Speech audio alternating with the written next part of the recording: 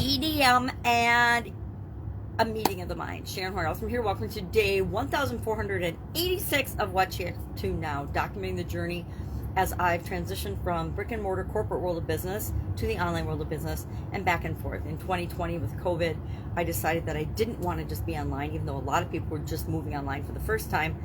I'd come online in 2017, 2018 following my divorce, and I realized how much of our dependence as a nation and as people has been outsourced, and that we are very dependent on things outside of our control, and that, to me personally, isn't what I want to be. I don't want to be dependent on much that's outside of my control. And I mean, for my sustenance, I don't want permission to leave my house. I mean, I don't want to have to expect that I need permission to leave my house or do what I want, when I want, where I want, wearing what I want, with whomever I want. And COVID has had a huge impact on our personal freedoms, and I am one to say no.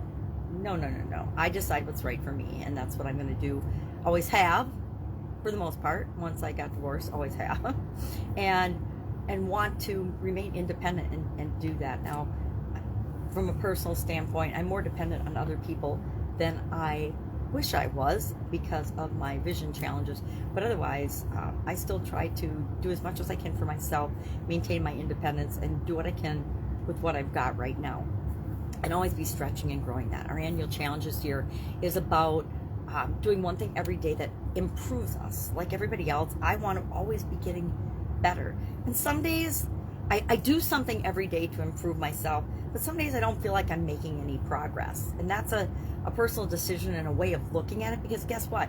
Every single day we are making progress. We are changing, we are growing, we are expanding, unless, of course, we are purposefully not, and we're contracted. We are expansive beings, and we're always changing and growing and becoming what it is that we want to become, unless we find some way to stifle or stop that. And you can stifle and stop that. You can stunt your personal development growth. I know a lot of people that beyond high school or college, they think that that was the extent of their education. They haven't picked up, and I don't know a lot of people anymore, but I used to, that never read a book after they got out of high school. Like, how would you not read a book? Because I come from a family of readers. I've come across people like that, and actually I think more people, that's common for more people than it is not. We always think that other people think like us and believe like us, but they absolutely positively don't. Each human being on the planet and in the universe we're all connected yet separate, in that we have the ability to think and choose and believe and create our own lives, independent of other people, with other people, but also independent of them. It's confusing. I don't know if it's confusing to you, but it's a little confusing to me. We have all this personal freedom and ability to create what we want within ourselves and of ourselves, yet there's so many things outside of us that impact us and have influence on us. But we get to choose what we allow to influence us or not, right? We get to decide, I'm not going to turn that show on, or I'm not going to turn the TV on. I'm not going to go on social media. I'm not going to listen to other people's opinions if they make me feel bad. If it makes me feel bad, then it's not for me. It might make them feel good to say something mean, but if it hurts my feelings, then the message wasn't meant for me. It's not really true for me. And what we have to do is filter out all the nonsense and select what is true for us, what's important for us to pick and choose from in the world, and use that to become a better human being. So today, our topic for the annual challenge was emotional decision making. Now, newsflash, emotional decision making comes naturally for all of us. EDM, I call it.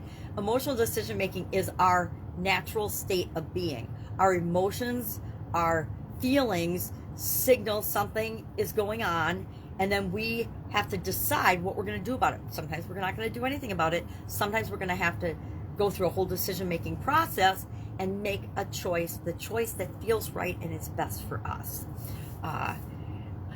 Emotions, sometimes they'll cause us to make an awesome decision. Sometimes our emotions, like fear and doubt and worry, will cause us to make a safe decision or a comfort zone decision, which might not be the best for us. But we never know until after we make the decision, see the results that happen, because of that decision, and then we can choose to make another decision. We can go in a different direction.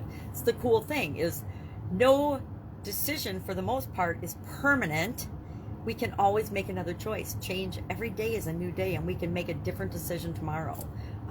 Maybe today we decided to sit on the couch and eat Girl Scout cookies, since Girl Scout cookies just came out, and watch movies all day. Well, tomorrow we can wake up and we can decide to go out and about and get re-engaged in our life and the world. We all need time to recharge our batteries, and how you do that is unique and special to you. So decision making, emotional decision making, we talked about that, and then we talked about 6 ways that you can improve your decision making by better understanding decision making, how you make decisions, and realize that emotions are going to be a part of that. Emotions are going to be a part of absolutely every decision that we make. Every decision we make is emotional first, and then we justify it with facts and figures and reasons and benefits and features that enhance and reinforce that we made the right decision, right?